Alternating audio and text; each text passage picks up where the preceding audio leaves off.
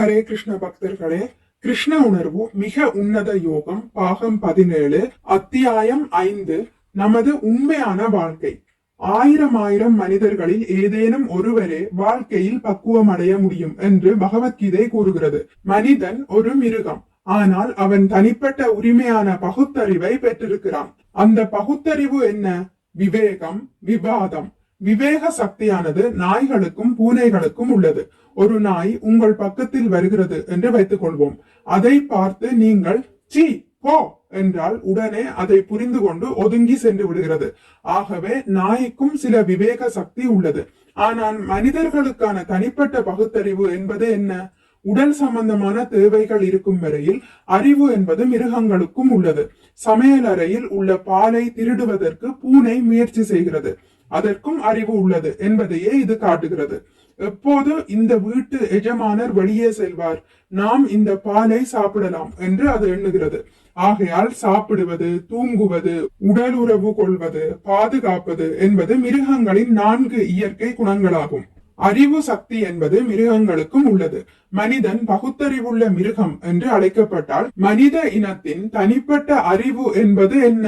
தனிப்பட்ட அறிவு என்பது கேள்வி கேட்பதாகும். நான் ஏன் துன்பப்படுகிறேன்?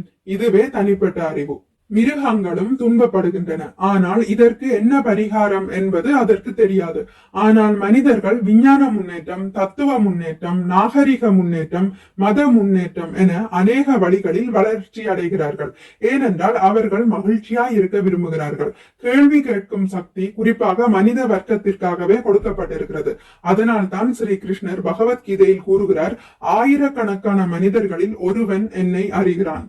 பொதுவாகவே மக்கள் மிருகத்தை போன்றவர்கள் தான். உடல் தேவைகளுக்கு அப்பால் அவர்களுக்கு வேறு எதுவும் தெரியாது. எப்படி உண்பது, எப்படி உறங்குவது, எப்படி உறவு கொள்வது, எப்படி பாதுகாத்துக் கொள்வது. அதனால் தான் பகவத்கீதை கூறுகிறது, ஆயிரம் மனிதர்களில் ஏதேனும் ஒருவனே பக்குவம் அடைய முயற்சி செய்யலாம். ஏன் நான் துன்பப்படுகிறேன் என்று அவன் கேள்வி கேட்கிறான். நான் துன்பப்பட விரும்புவதில்லை, ஆனால் துன்பம் நம் மீது திணிக்கப்படுகிறது.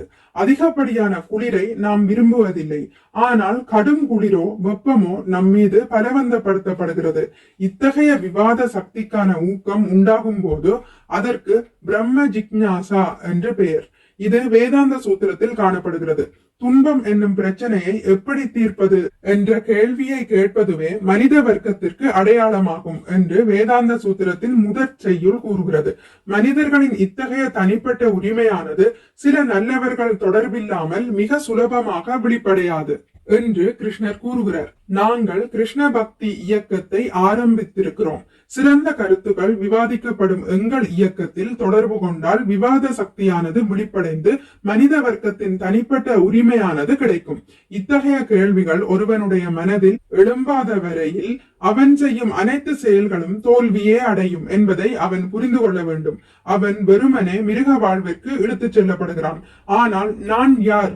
நான் துன்பப்படுவதற்கென்றே பிறந்தவனா போன்ற இத்தகைய கேள்விகள் எழுப்பப்படாத போது இயற்கை மற்றும் நாட்டின் சட்டங்களால் தொல்லைகளை அனுபவிக்கிறோம்.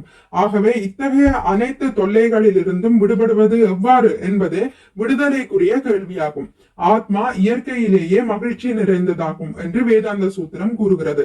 இருந்தாலும் நாம் துன்பப்படுகிறோம். இத்தகைய கேள்விகள் எழுகின்ற போது ஒருவன் நேரடியாக கடவுளிடம் வருகிறான் என்று கிருஷ்ணர் கூறுகிறார். கடவுளை பற்றியும் அவருடனான நமது உறவை பற்றியும் கேள்வி எழும்போது அதுவே நமது வாழ்வின் இறுதி பக்குவமாகும்.